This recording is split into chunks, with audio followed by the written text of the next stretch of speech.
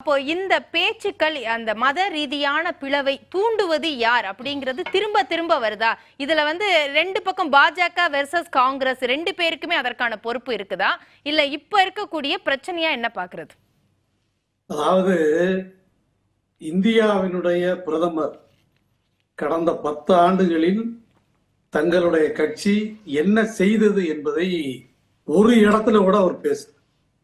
நீங்க தொடர்ச்சியா பார்த்தீங்கன்னா இஸ்லாமியருக்கு எதிரான ஒரு திட்டமிட்ட தாக்குதலை பிஜேபியினுடைய பிரதமர் வேட்பாளர், பிஜேபியினுடைய தலைவர், பிஜேபியினுடைய அதாவது உள்துறை அமைச்சர், மத்தியில் இருக்கிற உள்துறை அமைச்சர் 3 பேர் இல்லாமல் பிஜேபியில் இருக்கிற எல்லா தலைவர்களும் தொடர்ச்சியாக இஸ்லாமியர்கள் மீதான கொடூர தாக்குதலை முன்வைக்கிறார்.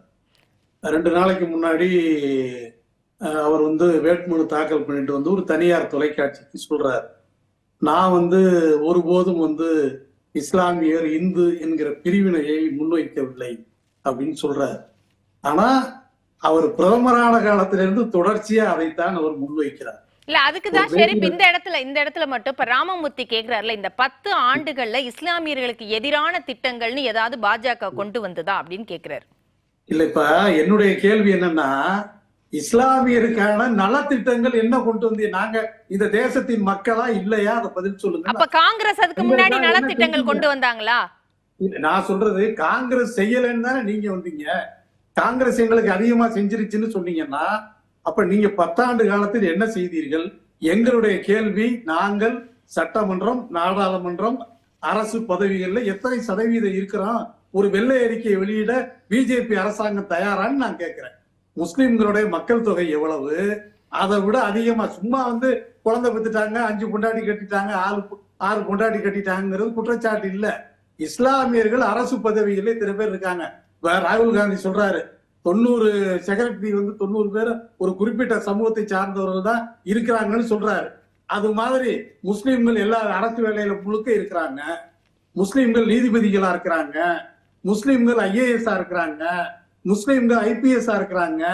காங்கிரஸ் எல்லாவற்றையும் இவர்களுக்கு தாரை வார்த்து விட்டதுன்னு ஒரு வெள்ளை அறிக்கையை வெளியிடுவதற்கு இந்த தேசத்தின் பிரதமர் தயாரா என்பதுதான் என்னுடைய கேள்வி. ஒண்ணுமே எங்களுக்கு தரல காங்கிரஸ். ஆனா நீங்க என்ன சொல்றீங்க, எல்லாத்தையும் அள்ளி காங்கிரஸ் கொடுத்துருச்சு, எரும மாட்டுல இருந்து பசு மாட்டுல இருந்து 2 இருந்தா ஒண்ணு அவங்க பத்தி விட்டுருவாங்க, ஊடுருவல்காரர்கள் அவர்களுக்கு எல்லாத்தையும் கொடுத்துட்டாங்கன்னு தொடர்ச்சியாக பிஜேபி குற்றம் சாட்டுகிறது. நான் ஒரு வெள்ளை அறிக்கை கொடுங்கன்னு சொல்றேன். எங்களுக்கு என்னென்ன காங்கிரஸ் கொடுத்துச்சு, நாங்க எதெல்லாம் புடுங்கிக்கிட்டோம், எங்களுக்கு யார் தேர்வு புடுங்கி காங்கிரஸ் கொடுத்துச்சு சொல்ல முடியுமா? சொல்ல முடியாது. அப்புறம் சகோதரர் ராமமூர்த்தி ஒரு செய்தியை சொன்னாரு, என்னன்னா பாகிஸ்தான் பிரிவினைக்கு காரணம் காங்கிரஸ் தான், முஸ்லீம் லீக் தான் சொன்னார். ஆனா உண்மை என்னன்னா வரலாறை அவர்கள் படிக்க வேண்டும் என்று நான் விரும்புகிறேன். முதலிலே பாகிஸ்தானை பிரித்து கொடுக்க வேண்டும் என்கிற தீர்மானத்தை இந்தியாவில் நிறைவேற்றியது RSS.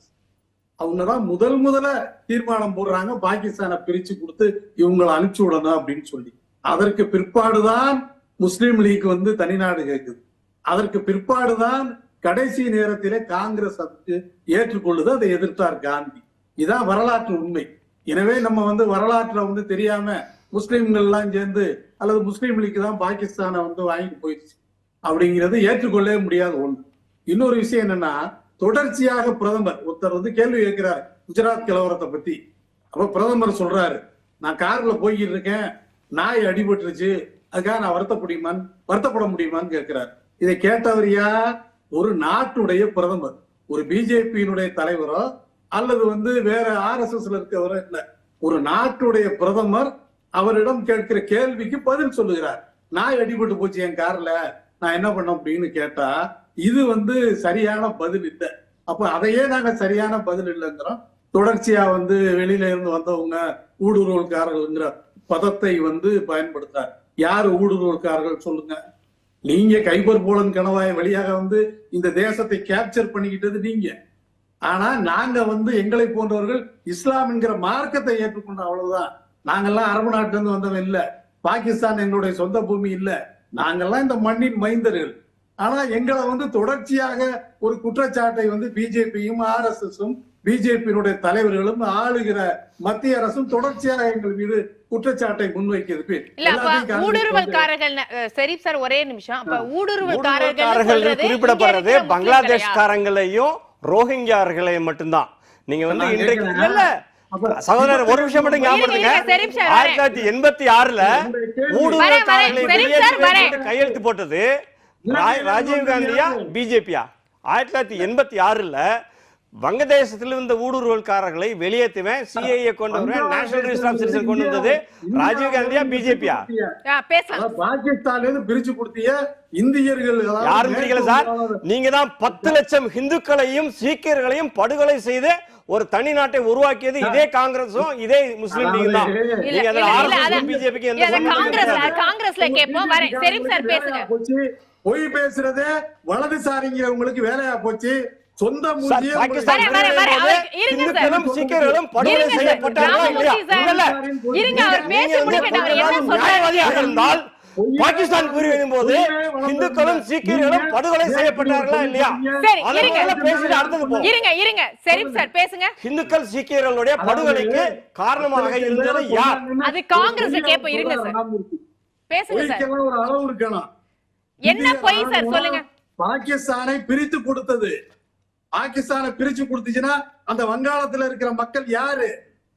முன்னாள் இந்தியர்கள். அப்படி வேணா வச்சுக்கோங்க. அதனால போய் இந்திய ராணுவம் போய் முக்தி வாயின்னு ஒரு இந்தியாவோட சேர்த்துருங்க.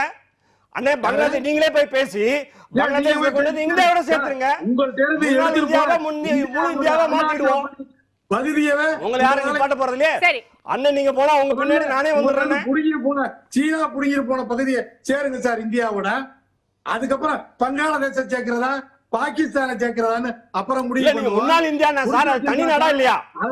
உலகத்துல எங்கேயாவது நடக்குமா? சீனாக்காரன் புடிச்சு வச்சிருக்கான். அத முதல்ல கைப்பற்றுங்க.